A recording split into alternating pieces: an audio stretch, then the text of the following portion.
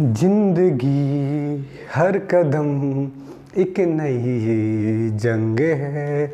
जीत जाएंगे हम, जीत जाएंगे हम, तू अगर संग है। चलिए दोस्तों, मैं राहुल अवस्थी आपका बुंदेलखंड जी इसमें स्वागत करता हूं आपका।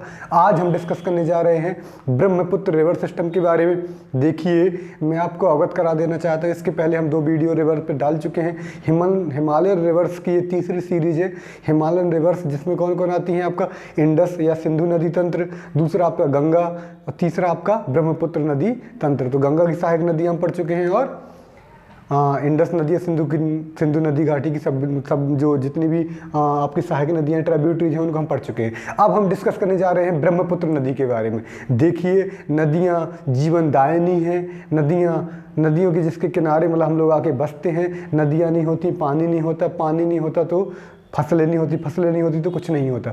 इसलिए नदियाँ क्या हैं? हमारे जीवनदायिनी हैं। और उसमें हमने गंगा को मुक्तिदायिनी कहा गया। चलिए हम सबसे पहले नदियों के बारे में थोड़ा सा जानते हैं। देखिए, जो ब्रह्मपुत्र नदी है वो कहाँ से? कैलाश मानसरोवर एक लेक है तिब्बत में, वही लेक कैलाश मानसरोवर जिसके थोड़ा पास में ना एक बौखरचू था जिससे इंडस नदी निकलती थी। इसी प्रकार यहाँ से जो कैलाश मानसरोवर है ना, उसके जस्ट नीचे ना एक ग्लेशियर है जिसका नाम है चेमा-युंगडुंग ग्लेशियर। क्या नाम है? चेमा-युंगडुंग ग्लेशियर। इस ग्लेशियर से ब्रह्मपुत्र नदी निकलेगी। देखिए, जब इधर निकलती है ना, इसका नाम ब्रह्मपुत्र नहीं होता है। ये तिब्बत के सूखी एरिया से लगभग 1200 किलोमीटर बहती है। और तिब्बत के जो 1200 किलोमीटर जो एरिया से बहती है ना, उस जगह इसका नाम होता है टी सेंगपो या सेंगपो बोल सकते हैं। इसी को रेंगपो बोला गया है और इसका मतलब होता है तिब्बत में द प्यूरीफायर। इसके अकॉर्डिंग तिब्बत के जो लोग हैं उनके अकॉर्डिंग क्या है कि ब्रह्मपुत्र प्यूरीफायर है, लेकिन वास्तविकता में प्यूरीफायर कौन है? हमारी माँ गंगा। तो नदियों को हमने माँ का दर्जा दिया है।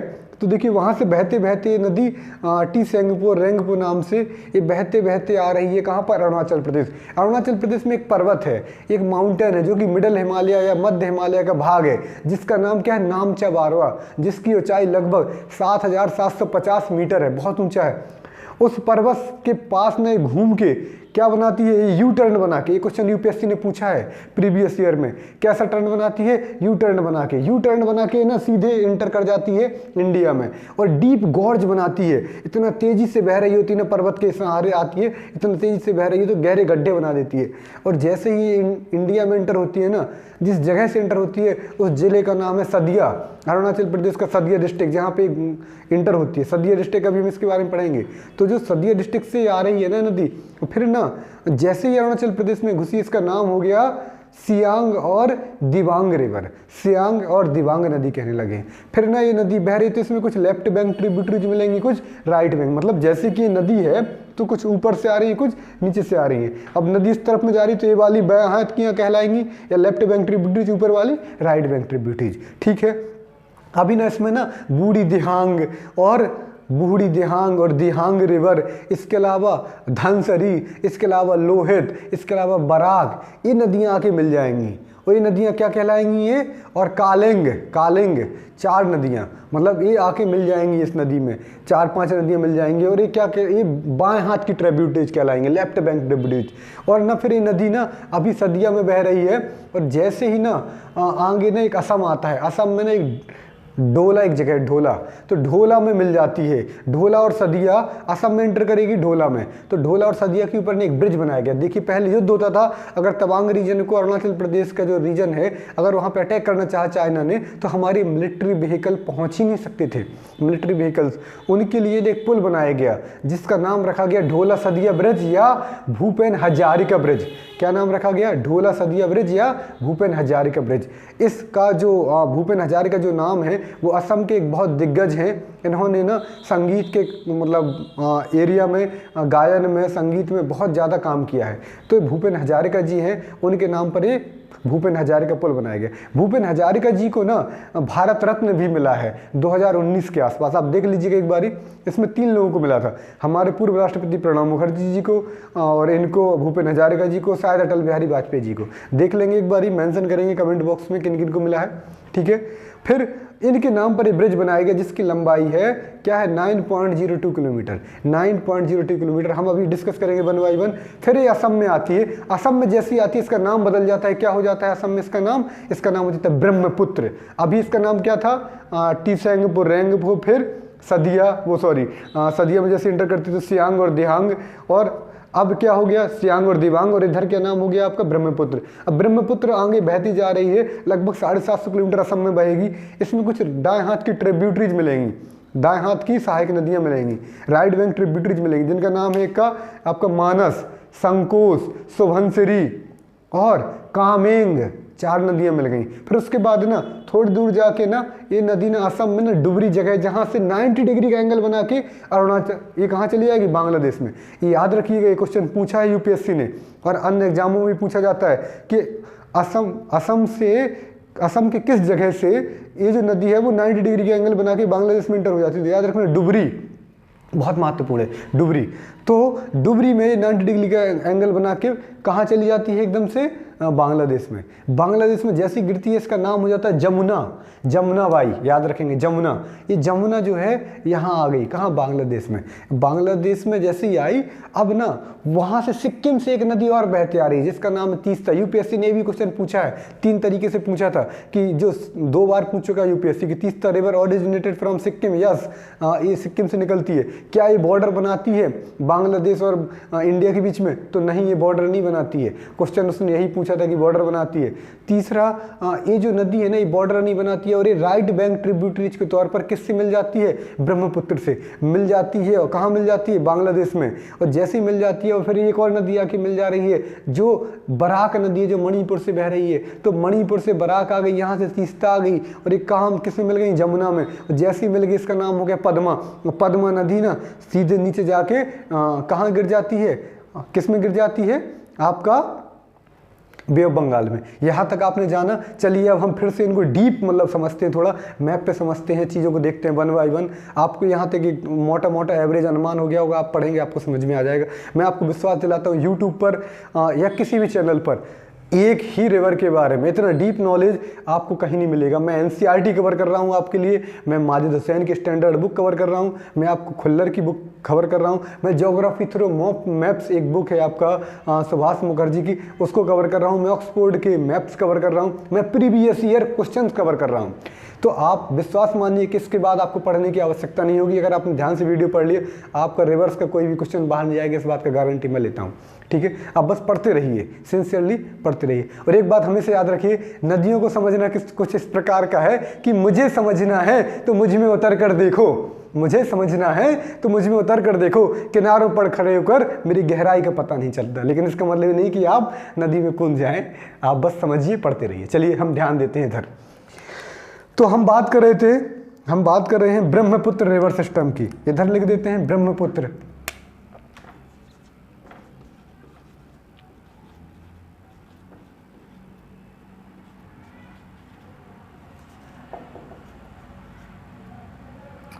ब्रह्मपुत्र रिवर के बारे में बात करें। ठीक है, अब आप समझिए, ये नेपाल है आपका, ठीक है, लिखने की जरूरत नहीं है। भूटान है, तो यहाँ लिख दे रहे हैं हम, थोड़ा सा लिखे दे रहे हैं, नेपाल, अरे भूटान है, सिक्किम है। ठीक है, अभी ना बस आप समझिए, ये तिब्बत वाला रीजन है।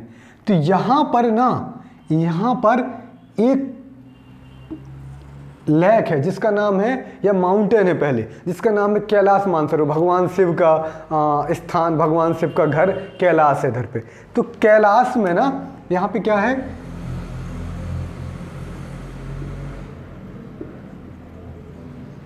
कैलाश मानसरोवर, कैलाश मानसरोवर। यहाँ पे क्या है, कैलाश मानसरोवर है। कैलाश मानसरोवर के नीचे ना क्या है, एक ग्लेशियर है, एक ग्लेशियर है जिसका नाम क्या है, लिख दें इधर, चेमायुंग डुंग ग्लेशियर। याद रखेंगे, मैं इधर भी लिखे दे रहा हूं हिंदी में, चेमायुंग डुंग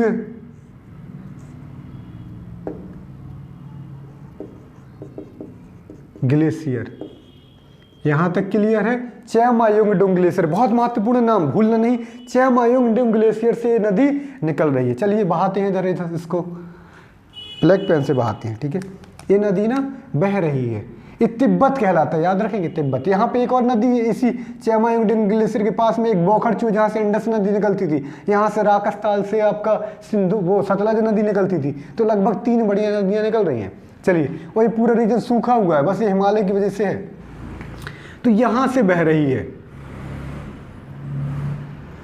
यहाँ पे जब बह रही है लगभग बहेगी यहाँ पे पूरे में, यहाँ से यहाँ तक। ये नामचा बारवा पर्वत है। ये क्या पर्वत का नाम क्या है? नामचा बारवा, नामचा बारवा। इसकी ऊंचाई कितनी है? लगभग 7750 मीटर, बहुत ऊंचा है। ये मिडिल हिमालय का भाग है, मिडिल हिमालय का पार्ट है। चलिए, इस पर्वत से ना ये यू टर्न बना के ना फिर इंडिया में घुसेगी। चलिए, इधर तक ये ना 1200 किलोमीटर दूरी तय करती है। मतलब इधर ओरिजिन है इसका चेमायोंगडोंग ग्लेशियर से, और यहाँ से चेमायोंगडोंग ग्लेशियर यहाँ से निकल रही है। कितना दूरी तय कर रही है? लगभग 1200 किलोमीटर। 1200 किलोमीटर दूरी तय करके ये यहाँ पे, इसका नाम क्या है? टी सेंगपो, टी सेंगपो, और इसी को बोलते हैं रेंगपो। तिब्बत में इसका नाम क्या है? टी सेंगपो या रेंगपो, टी सेंगपो या रेंगपो। और इस नदी को क्या बोलते हैं तिब्बती लोग? The purifier, the purifier, the purifier, याद रखेंगे, द प्यूरीफायर, मतलब उनके अनुसार ये शुद्ध है नदी और शुद्ध करने वाली है, ठीक है। अब यहाँ से ना बहते बहते ये अरुणाचल प्रदेश का ये जगह है ना, इधर हम जगह नहीं तो हम इधर लिख दें, इधर ये जगह जहाँ एंटर कर रही है अरुणाचल प्रदेश में, इसका नाम है सदिया, सदिया, सदिया डिस्ट्रिक्ट। कई जगह ऐसे DIYA भी लिखा है, आपको जो लिखना लिख लीजिए। सदिया डिस्ट्रिक्ट में एंटर कर रही है। कहाँ से कर रही है? सदिया डिस्ट्रिक्ट में। यहाँ पर इसका नाम जैसे ही आती है तो इसका नाम क्या हो जाता है? सियांग। क्या नाम हो जाता है? सियांग और दिबांग, सियांग और दिबांग इसके नाम हो जाते हैं। अभी तक इसके नाम 3 चेंज हो चुके हैं, टी सेंगपो, रेंगपो, पर अरुणाचल प्रदेश में जैसे आई तो इसका नाम क्या हो गया? सियांग और दिबांग, ठीक है। आगे चलेंगे, ये सदिया डिस्ट्रिक्ट में आई। अभी ना इसमें बहुत सारी नदियां मिलेंगी, चलिए मिलाते हैं वन बाई वन। ये अरुणाचल प्रदेश में बह रही है, अभी असम में आ जाएगी। तो यहाँ पर ना सदिया डिस्ट्रिक्ट चल रहा है, यहाँ पर ना नदी मिल रही है। ये जो एक नदी मिल गई, इसका नाम है एक पहली। अब देखिए, ये नदी ऐसे आ रही है, ऐसे आ रही है, तो जो ऊपर से आ रही है वो दाएं हाथ की ट्रिब्यूटरी, और जो नीचे से आ रही है वो बाएं हाथ की ट्रिब्यूटरी। तो ऊपर वाली है हम क्या, राइट बैंक ट्रिब्यूटरी, नीचे वाली लेफ्ट बैंक, तो समझेंगे। तो जो लेफ्ट बैंक ट्रिब्यूटरी हम यहाँ लिख दें, लेफ्ट बैंक या बाएं हाथ की सहायक नदियाँ कौन कौन सी हैं? पहला नाम है, पहली जो मिलेगी उसका नाम है दिहांग। क्या है? दिहांग, दिहांग नदी। फिर उसके बाद आएगी आपकी बूढ़ी दिहांग, बूढ़ी दिहिंग। क्या नाम है? बूढ़ी दिहिंग, ठीक है। तीसरी जो नदी है मिलेगी उसका नाम है कालंग, कालंग, ये कामेंग है, ये कालंग है। चौथी जो नदी है उसका नाम है आपका धनसारी। पांचवा जो नदी है लेफ्ट बैंक ट्रिब्यूटरी जिसका नाम है धनसारी के बाद क्या है? लोहित। और फिर एक और नदी मिलेगी, ये यूपीएससी ने पूछा है कि लोहित नदी किसकी सहायक नदियां है? ये याद रखना, बराक और लोहित दोनों के ऊपर यूपीएससी क्वेश्चन पूछ चुका है। किसकी ट्रिब्यूटरीज है? दोनों ब्रह्मपुत्र की। कौन तरफ की है? लेफ्ट बैंक ट्रिब्यूटरीज, याद रखेंगे। लोहित के बाद एक, यहां तक अगर आप देख नहीं पा रहे होंगे तो मैं यहां लिख दे रहा हूं। लोहित के बाद एक और नदी है, कौन सी है? बराक। और इधर अगर मान लो लोहित विजिबल नहीं है, धनसारी और एक कालंग तक दिख रहा है आपको, कालंग के ऊपर है, मतलब आपका क्या है कालंग के बाद? ये है लोहित और धनसारी, धनसारी। हम एक बार फिर से याद रखेंगे, बाएं हाथ की ट्रिब्यूटरीज कौन कौन सी हैं? दिहांग, दिहांग के बाद लोहित, फिर लोहित के बाद धनसारी, बूढ़ी दिहांग। बूढ़ी दिहांग के बाद आपको इनका क्रम याद ना भी हो तो कोई दिक्कत नहीं है, आप बस इतना याद रख लीजिए लेफ्ट बैंक ट्रिब्यूटरीज कौन सी है और राइट बैंक ट्रिब्यूटरीज कौन कौन सी है। ठीक है, तो कौन कौन नाम हो गए? दिहांग, बूढ़ी दिहांग, कालंग, बराक, लोहित और धनसारी। टोटल 6 नदियां हैं जो लेफ्ट बैंक ट्रिब्यूटरीज हैं। बहुत हो गई, आप बस याद रखना है इनको। ठीक है, अब ना ये नदियां यहाँ मिल गई, मान लो लोहित मिला दी, फिर ये दिहांग मिला दी, डी से हम कर दे रहे हैं, फिर ना यहाँ मिल जाएगी लोहित, लोहित, फिर लोहित के बाद एक और नदी मिल जाएगी बूढ़ी दिहांग, फिर उसके बाद ना इसमें एक और नदी मिल गई जिसका नाम क्या है? बूढ़ी दिहांग के बाद धनसारी, और यहाँ पे एक छोटी सी नदी मिल रही कालिंग। ये नदियां मिल गई। अब ये नदी ना अभी अरुणाचल प्रदेश में बह रही थी ना, इस सदिया डिस्ट्रिक्ट में, अब इधर आ जाता है ढोला। असम में जैसे इंटर करती है इसका नाम क्या हो जाता है? किस जगह पे आ रही है? ढोला, ढोला, ढोला, असम में ढोला जगह पे एंटर करती है, ढोला डिस्ट्रिक्ट पे। तो ढोला और सदिया के बीच में ना एक ब्रिज बना है, बना देते हैं एक ब्रिज। चलिए, ये ढोला है और ये सदिया है, यहाँ एक ब्रिज बना दिया आपने। क्या बना दिया? ब्रिज बना दिया। इस ब्रिज की लंबाई कितनी है? 9.02 किलोमीटर। याद रखेंगे, 9.02 किलोमीटर। इसी को बोला गया, हम इधर लिखे दे रहे हैं, भूपेन, भूपेन हजारिका सेतु। कितनी लंबाई? 9.02 किलोमीटर। याद रखेंगे, लंबा पुल है एकदम, भूपेन हजारिका सेतु। इसी को बोलते हैं ढोला सदिया ब्रिज। यहां लिख दे रहे हैं आपको, ढोला सदिया ब्रिज,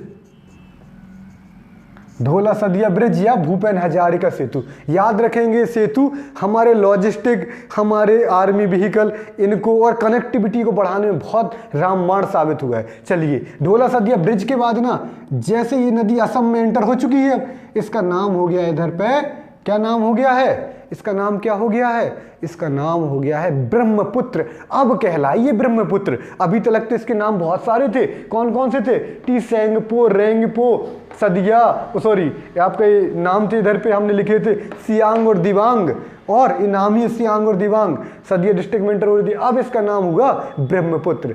अब असम में नहीं बहेगी कितना? 750 किलोमीटर। हम इधर लिखे रहे, असम में इसका नाम क्या हो गया? ब्रह्मपुत्र, ब्रह्मपुत्र। असम में ब्रह्मपुत्र कहलाई। यहां पे कितनी बह रही है? 750 किलोमीटर बह रही है, बहुत ज्यादा बह रही है, 750 किलोमीटर। और असम में ना ये क्या बनाएगी? एक आइलैंड बनाएगी, रेवाइन आइलैंड, जो दुनिया का सबसे बड़ा किसी नदी के द्वारा बनाया हुआ आइलैंड है, जिसका नाम है मजूली। क्या बना रही है? Majuli, Majuli island, Iceland. ये दुनिया का सबसे बड़ा, यहां पर इसने एक आइलैंड बना दिया, मट्टी साथ में बहा के लाई और यहां पे बना दिया मजूली आइलैंड। एक आइलैंड बना दिया जिसकी एरिया लगभग 1500 स्क्वायर किलोमीटर। यहाँ पे गांव बसा है, कहने के लिए एक शहर सा बसा है मजूली आइलैंड। नाव से जाते हैं लोग यहाँ से वहाँ, बहुत स्कूल हैं, विद्यालय हैं, बहुत सारी चीज़ें हैं, हॉस्पिटल हैं। मजूली आइलैंड दुनिया का सबसे बड़ा रेवाइन, किसी नदी के द्वारा बनाया हुआ आइलैंड है। ये क्वेश्चन पता नहीं कितनी बार कितने एग्जामों में पूछा गया है, तो आप बस इसको याद रखेंगे। मजूली आइलैंड कहाँ बना है आपका?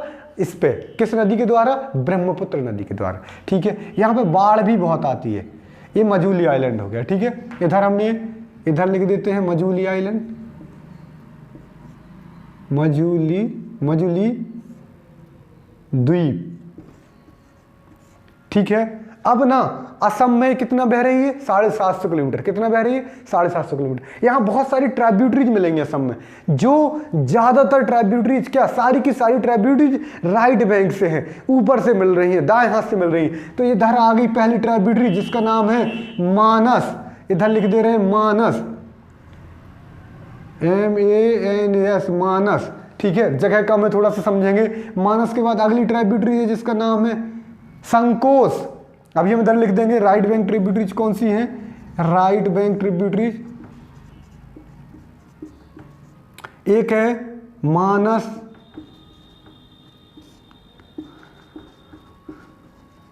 दूसरा क्या है? मानस के बाद सुबनसिरी,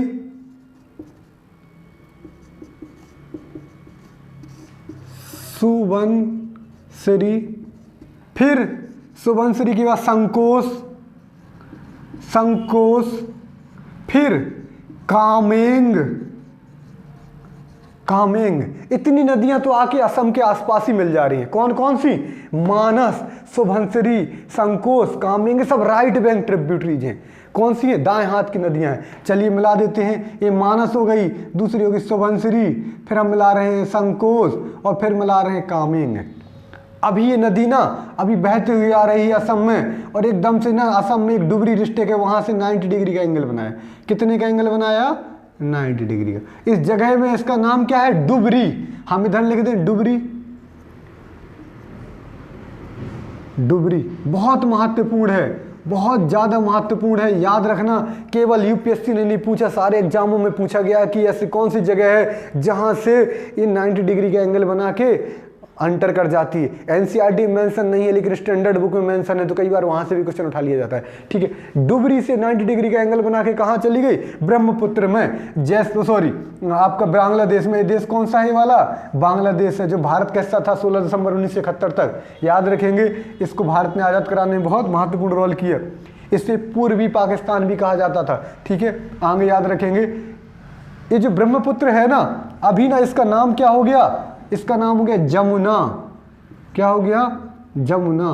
इधर लिख दे रहे हैं जमुना, जमुना।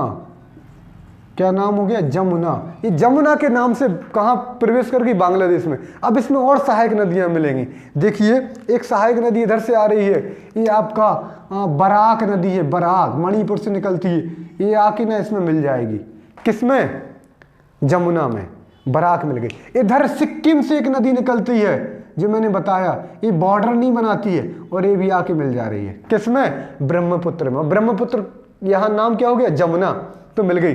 अब ये जमुना में दो नदियां मिल गई, एक का नाम है बराक और एक का नाम है तीस्ता। ये दोनों नदियां मिल गई, और जैसे ही मिल गई इसका नाम हो गया पद्मा। क्या नाम हो गया? पद्मा। क्या नाम हो गया? याद रखेंगे, पद्मा। पद्मा हो गई। और ये पद्मा नाम से कहाँ गिर गई? बे ऑफ बंगाल में। बे ऑफ बंगाल में गिर गई। बे ऑफ बंगाल में गिर गई। इतना याद रखेंगे। सिक्किम से ओरिजिनेट होती है, तीस्ता इसमें आके मिल गई। यहाँ तक हमारा ब्रह्मपुत्र रिवर सिस्टम खत्म हो गया। आप जुड़े रहे, पढ़ते रहे, मैं आपका समय नहीं लूँगा। आपका बहुत बहुत धन्यवाद, आभार व्यक्त। अगर आपको वीडियो सच में रेलिवेंट लगा, कंटेंट इसमें है, आपको लगता है कि वाकई शानदार है, तो प्लीज़ शेयर कीजिए, सब्सक्राइब कीजिए, ज़्यादा से ज़्यादा लोगों तक इसकी आउटरीच पहुँच जाए। बस यही निवेदन है। ध्यान रखिए अपना, स्वस्थ रहिए, मस्त रहिए। बहुत बहुत धन्यवाद आपका।